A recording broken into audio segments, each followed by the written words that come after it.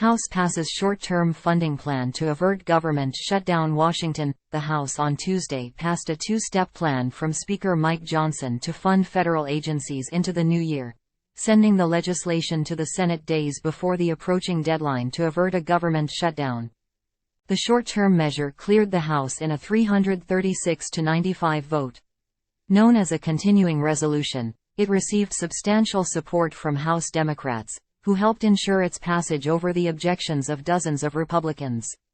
The bill is the first major piece of legislation the House has approved since Johnson became Speaker.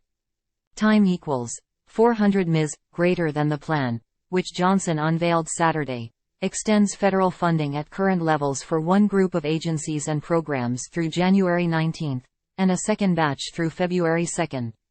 Johnson argued the extension will allow lawmakers to avoid a massive end-of-year spending bill while negotiations over spending levels continue. Time equals 400 ms, greater than. Though more Democrats voted for the bill than Republicans, Johnson celebrated its passage, saying it puts the GOP in the best position to fight for conservative policy victories. The innovative two-step approach takes Washington's preferred Christmas omnibus monstrosity off the table, shifts the government funding paradigm moving forward, and enhances our ability to rein in the Biden administration's failed policies and government spending, he said in a statement. We also are better positioned in the upcoming supplemental debate to demand border security, ensure oversight of Ukraine aid, and support our cherished ally, Israel. The resolution's passage in the House all but eliminates the threat of a shutdown on Saturday, when most government funding expires. The Senate is expected to quickly approve the bill, which would allow President Biden to sign it into law before the deadline. The House suspended its rules to pass the plan, raising the threshold for passage to two-thirds of the House. That meant Johnson, who was elected to lead the House just 3 weeks ago, had to rely on votes from dozens of Democratic lawmakers. Uncertainty about the bill's fate was cleared up just before the vote on its passage, when Democratic leaders said in a joint statement they support it.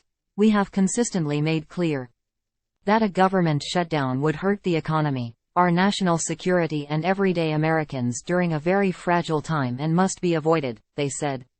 To that end, House Democrats have repeatedly articulated that any continuing resolution must be set at the fiscal year 2023 spending level, be devoid of harmful cuts and free of extreme right-wing policy riders.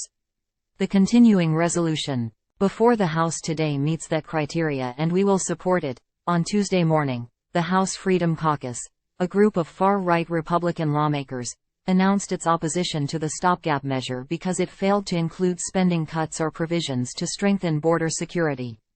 Time equals 400 ms, greater than. Republicans must stop negotiating against ourselves over fears of what the Senate may do with the promise, roll over today and we'll fight tomorrow, the group said in a statement.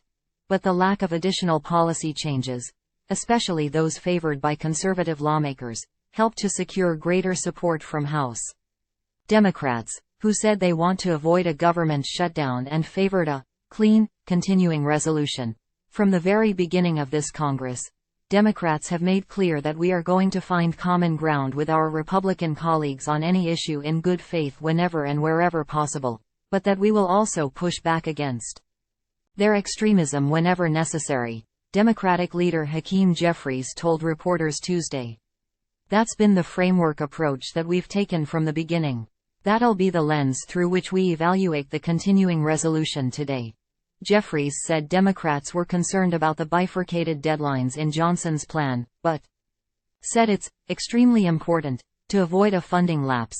White House Press Secretary Karine Jean-Pierre said Monday that Johnson's two-step plan is untested, but added that the White House's goal is to take the best path forward for the American people. Mr. Biden separately has declined to say whether he would veto the short-term measure if it were sent to his desk, but he would have no incentive to shut down the government rather than extend current funding levels. In the Senate, Majority Leader Chuck Schumer said he is heartened that Johnson's proposal doesn't include funding cuts, and pledged he and McConnell would work to determine the best way to get this done quickly. If the funding package passed the House, neither McConnell nor I want a shutdown, Schumer said in a news conference. The funding proposal posed a test for Johnson, who did not hold any positions in GOP leadership before he claimed the gavel last month. His ascension to the speakership capped a chaotic October for House Republicans, which began with former Speaker Kevin McCarthy's historic removal from the post as a result of a deal he made with Democrats in late September to keep agencies funded for 45 days, through November 17. All House Democrats backed McCarthy's stopgap measure. While his agreement avoided a lapse in government funding, it triggered a backlash from far-right Republicans that ultimately cost him the gavel. The House was left without a speaker for 3 weeks and found itself effectively paralyzed. Though Johnson is following a similar path as McCarthy in pursuing a funding bill that maintains spending levels and does not include conservative priorities, there appears to be less of an appetite among conservative lawmakers to take action against the speaker. The Freedom Caucus said in its statement announcing opposition to the two-step continuing resolution that it remains committed to working with Johnson, but called for bold change. Time equals 400 Ms. greater than Johnson, meanwhile, has defended his approach and said his so-called laddered continuing resolution will avoid Congress being forced to accept a massive omnibus spending package right before the holidays.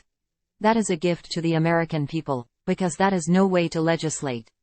It is not good stewardship. It's the reason we're in so much debt, he said. Johnson said the January 19 and February 2 deadlines will allow lawmakers to work through the appropriations process, in good faith. What we need to do is avoid the government shutdown, he said.